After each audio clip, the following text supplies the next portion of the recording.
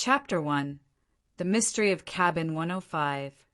We were all tired after a long dinner one evening, but nobody wanted to go home. Then somebody shouted, "Bring the cigars!" It was Brisbane, a big, strong man. Everybody turned to look at him. Lighting his cigar, he said, "It's strange, you know." We all stopped talking. "It's strange," he said again. "People are always asking if anyone's seen a ghost." "Well, I have." Somebody said, "Tell us the story, Brisbane." We lit our cigars, ordered another bottle of champagne, and listened to his story. "When I used to travel to America, I liked to sail on certain ships. The Kamchatka used to be my favorite. It isn't my favorite now, and I never want to travel on it again. I remember it was a warm morning in June. When I went on board, I told the steward the number of my cabin, 105. He nearly dropped my suitcase. "Well, God help you," he said quietly. I thought he might be drunk, but I said nothing and followed him. Cabin 105 was a large room with two berths with curtains around them. Mine was the lower one. That morning the cabin seemed empty and depressing, and I didn't like it. I gave the steward some money, and he thanked me. "I'll try to make you comfortable," he said, and then added quietly, "if that's possible in this cabin." I was surprised, but again I thought he was drunk. I was wrong. Our voyage began. On the first day, everything was normal. That night I was tired and went to my cabin early. I noticed another suitcase by the door and a walking stick and an umbrella in the berth above mine. I wasn't happy because I had wanted to be on my own. Who was my companion? I decided to stay awake and see. Later, I was lying in bed in the dark when he came in. He was tall, very thin and pale, with fair hair and a beard and gray eyes. He looked like the type of man who makes money on Wall Street or by gambling. I decided I didn't want to talk to him. If he gets up early, I'll get up late, I said to myself before I went to sleep. During the night, a loud noise suddenly woke me up. It was the other man jumping out of bed. Then I heard him unlock the cabin door. He ran out very fast, leaving the door open. I heard his footsteps along the passage. I got up angrily to close the door and went back to sleep. When I woke up, it was still dark. The air was damp, and I felt cold. There was a strange smell in the cabin, like old seawater. I could hear the other man moving in the berth above mine. So he's come back, I thought. Then he made a low sound of pain, and I thought he was feeling seasick. Then I fell asleep. When I woke up again, the cabin was still cold. Suddenly I noticed that the window was open, so I got up and closed it. The curtains were closed around the other berth, so I thought the man was asleep. The smell of seawater had disappeared. At about 7 o'clock, I went for a walk around the ship, and I met the ship's doctor from Ireland, a young man with black hair, blue eyes, and a happy face. I said the weather was not very good. "It was very cold last night," I continued, "but my window was open all night and the room was damp." "Damp? Where is your cabin?" "It's cabin 105. The ship's doctor looked at me with big eyes. I asked what was the matter. "Oh, nothing," he answered. "Well, I'll tell you. Everybody has complained about that room on our last 3 trips." "Good. And I'm going to complain, too. But I believe there's something."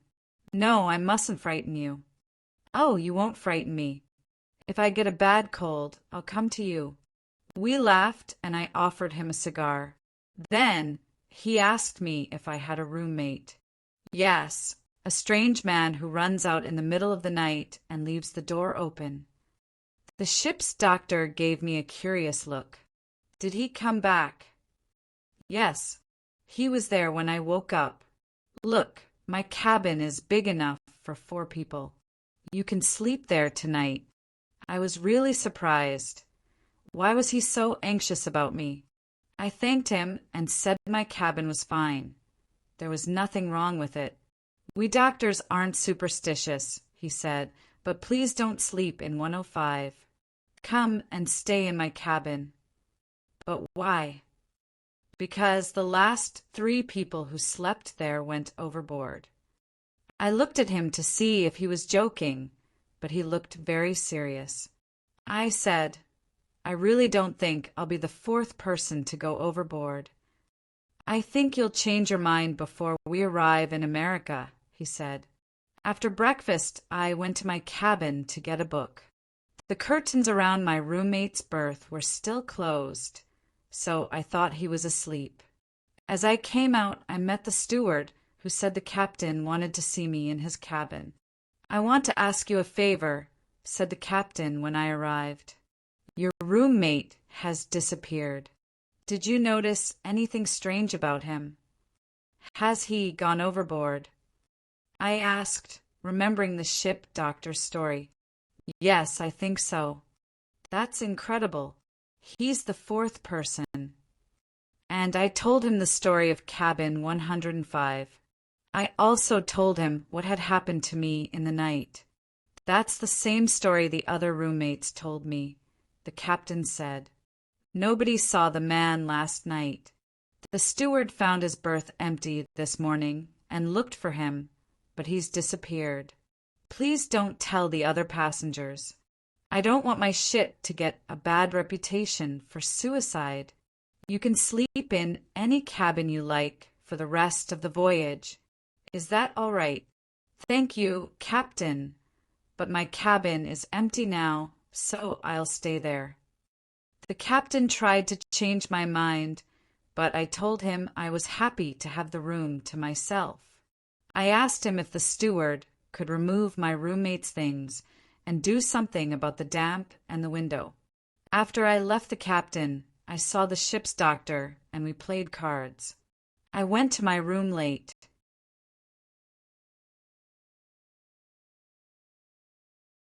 Chapter 2: The Cabin of Terror.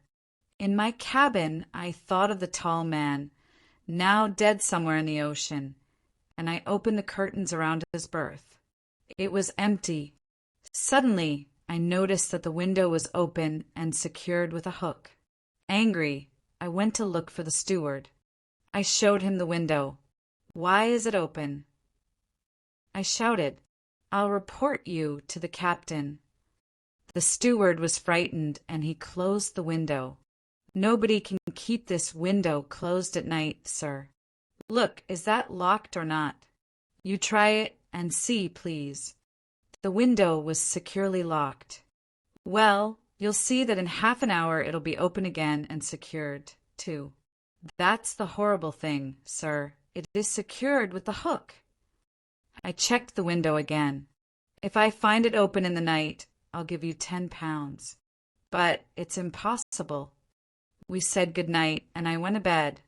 I tried to sleep, but I couldn't. Sometimes I looked at the window. It was closed, and I smiled thinking of the steward's story. As I was falling asleep, I suddenly felt some cold air and sea water on my face. I jumped out of bed, and the movement of the ship threw me onto the sofa under the window. It was open and secured with the hook. I was surprised but not scared. I closed the window and locked it. Then I stood watching it in the dark cabin. Suddenly I heard a sound behind me and turned round. A sound of pain came from the berth above mine. I opened the curtain and put my hand in. There was somebody in it. The air was very damp, and there was a horrible smell of old seawater. I touched a man's arm. It was wet and as cold as ice. As I pulled it, the thing came towards me, a soft, wet, heavy thing, and it fell against me. I fell back across the cabin. In a moment the door opened and the thing ran out. I followed it as fast as possible. I'm sure I saw it in the low light of the corridor before it disappeared. Now I was really frightened. This is crazy, I thought. Had I really seen it? I went back into the cabin, lit a candle, and saw with horror that the window was open. I looked at the other berth. It smelt of seawater, but it was dry. I closed the window and sat on the sofa all night. The window did not open. When dawn came, I got dressed and went on deck, where I saw the ship's doctor. "You were right, doctor," I said. "There's something very strange about cabin 105. "Did you have a bad night?" he asked. So I told him everything. Then I asked if he believed me. "Yes, of course. You must come and stay in my cabin tonight. Why don't you come and stay in mine for one night? Help me to understand what happened. I'm sorry, but no. I don't want to see any ghosts." I laughed at him. "Do you really believe it was a ghost?" "Can you explain it then?" he asked angrily. "No, you can't." "But you're a doctor, a man of science. You must know there's a rational explanation." "There isn't a rational explanation. I hope you find somebody to help you. Good morning, Mr. Brisbane." And the ship's doctor continued his walk. I didn't want to spend another night in my cabin, but I was obstinate and decided to do it alone. I couldn't find anybody to help me. Later, I met the captain and told him this. "I'll stay with you tonight," he said, "and we'll see what happens. I think we can find out what's wrong with that berth." He brought a carpenter to the cabin and told him to examine the berth very carefully. When the carpenter finished his work, he said, "In my opinion, it's better to lock the door with some big screws, for people have died already. This cabin is haunted." "I'll try it for one more night," I answered. I was feeling better now because I had the captain's company for the night. He was a calm, brave man, and he really wanted to solve the mystery. I was smoking a cigar at about 10 o'clock that evening when he came to speak to me. "This is a serious problem, Mr. Brisbane," he said. "We've lost 4 passengers on 4 trips, so we must find out what's wrong. If nothing happens tonight, we'll try tomorrow. Are you ready?" We went down to cabin 105. The captain closed the door and locked it. He put my big suitcase in front of the door and sat on it so nothing could get out. The window was closed. I opened the curtains around the other berth and put my lamp there. Then I checked around the cabin and under my bed and the sofa. "Nobody can come into the cabin. Nobody can open the window, and only you and I are in the cabin," I said. "Very good," answered the captain calmly. "So if we see anything, it's only our imagination or something supernatural."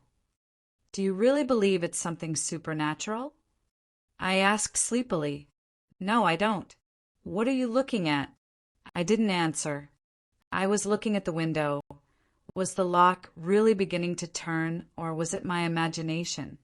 Yes, perhaps it was very slowly, so slowly that I wasn't really sure. "It's moving," the captain cried. "But what's that smell?" "I can smell old sea water. Can you?" "Yes." "It's strange because the cabin is dry," I said. Just then my lamp suddenly went out. As I stood up to get it, the captain jumped up with a loud cry of surprise.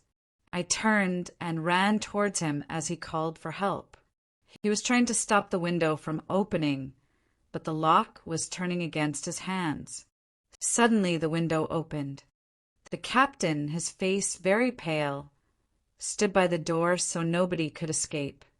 "There's somebody in that berth," he shouted, his eyes big and scared. "Stand by the door while I look. It won't escape." But I jumped up and put my hands into the upper berth. Inside there was something ghostly and horrible, and it moved in my hands. It felt like the body of a drowned-eye man, cold, soft, and wet from a long time in the water. I held on to it tightly, but it was as strong as 10 men.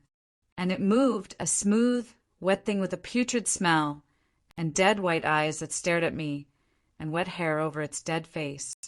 It pushed against me, put its arms around my neck and forced me back.